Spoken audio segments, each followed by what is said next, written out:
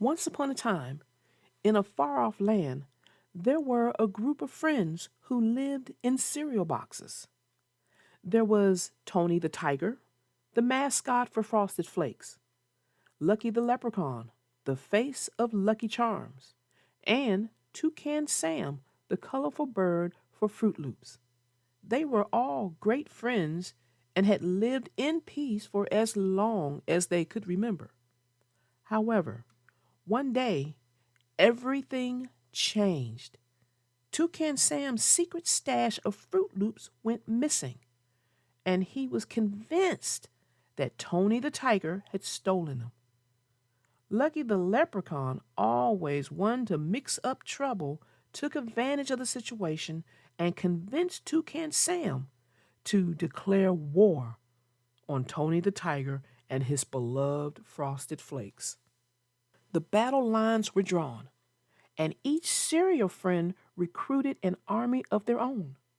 Toucan Sam's army was made up of various birds who shared his love for Fruit Loops. Tony the Tiger's army was composed of tigers who had grown up on a steady diet of Frosted Flakes. Lucky the Leprechaun's army was made up of course, mischievous leprechauns who were just in it for the fun of the fight.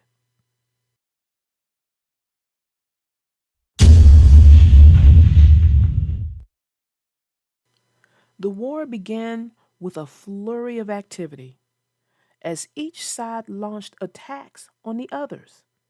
Toucan Sam's birds swooped down from the sky and attacked Tony the Tiger's tigers with their sharp beaks and claws. Tony the Tiger's tigers fought back fiercely, using their strength and agility to take down the birds one by one.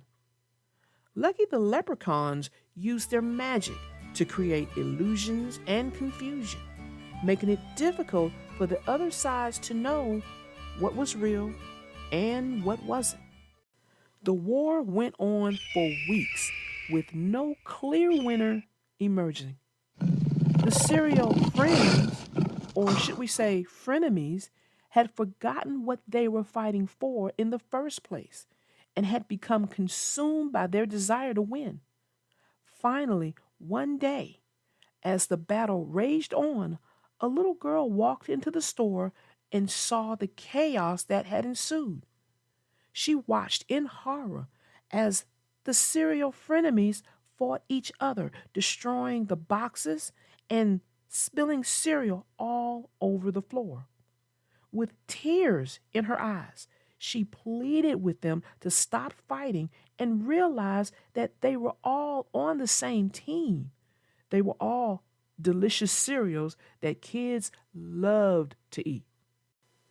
The cereal friends paused in their fighting and looked at each other in surprise.